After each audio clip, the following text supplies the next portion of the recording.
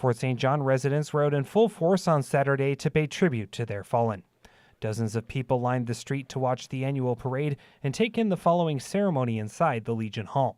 Mayor Laurie Ackerman spoke in front of the cenotaph and inside the Legion and said it's important for Canadians to remember all that their veterans have done for them. We have opportunities in our lives to do so many things that we would not be able to do if it wasn't for these brave men and women who served our nation over the many, many decades, as well as those who continue to serve. We get to sleep at night safely because of their sacrifices. Peace River North MLA Dan Davies also spoke at the ceremony. As a reservist, Davies says it's important to remember on occasions like these that Canada's war veterans are a changing and more diverse group than the image that commonly comes to mind. In reality, there's very few of our World War II veterans left. There's still a number of Korean vets, but as we move closer to more recent conflicts, the veteran, it can be anywhere really from 20 years to upwards. So that picture has certainly changed the way that I think traditionally we might have looked at veterans in the past. This year's ceremonies also marked an important milestone, the 100th anniversary of Vimy Ridge. The World War I battle in which Canadian troops played a pivotal role went a long way towards forging Canada's national identity.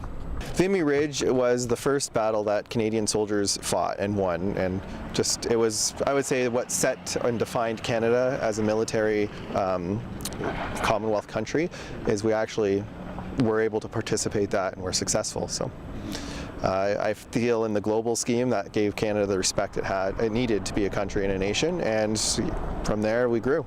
Davies talked about the battle in his speech. He says the battle became a point of national pride and had a unifying effect on the country.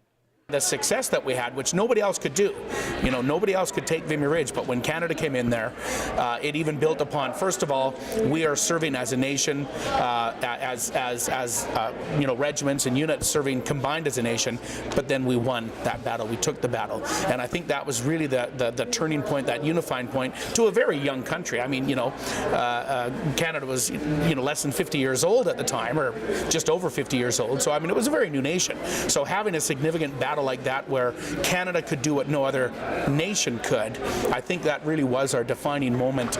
The ceremony was followed by the traditional laying of wreaths in honor of the region's young men and women who never returned home from overseas conflicts. Hugh Smith, CJDC TV News, Fort St. John.